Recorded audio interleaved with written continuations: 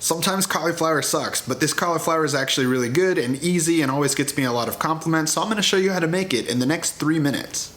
Alright, this is really a lot easier than you might think, but first things first, we gotta break down our cauliflower. I like to do a combination of breaking it down with my hands and also using a knife to help me get all the pieces separated. If I have a piece that's particularly big, maybe I'll cut it in half with my knife. Reason number 37 why I love bowl scrapers is they make cleaning my counter a lot easier than anything else. Anyways, grab some salted water, bring it up to a boil, and then we're gonna throw our cauliflower in here and cook it for 5 minutes. If you don't have one, this is called a spider, and it's a really helpful tool for getting stuff out of hot oil or water without having to strain it. But whether you have one or not, get your cauliflower out of the water, let it cool for a little bit, and then we're gonna add some olive oil and some seasoning. I'm using a seasoning called Ras El Hanout, which is from North Africa and commonly used in the Middle East. I'm using about a tablespoon, maybe a little bit more for all of this cauliflower, and I'll link more information about this seasoning and what you can use instead in the description below.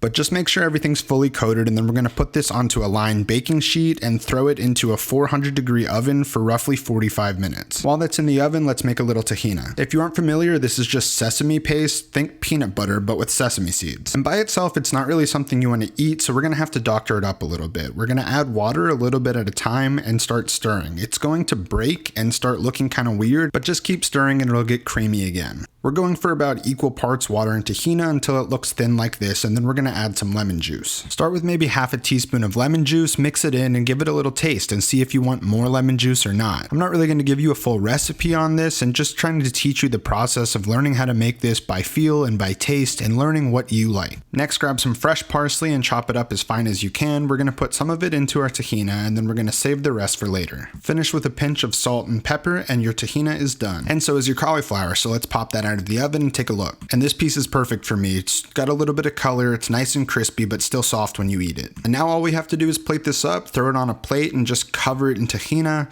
I really want this all over my food. It's so good and brings everything together. Give it another pinch of parsley. This will make everything look nice and pretty. And lastly, some toasted pine nuts that I threw in a pan at medium-high heat for about 2 minutes. If you pour them straight out of the pan, they'll make a huge mess like me. And there you have it, your cauliflower that doesn't suck. It's delicious. It'll get you all the compliments and take you less than an hour. I'll see you next time.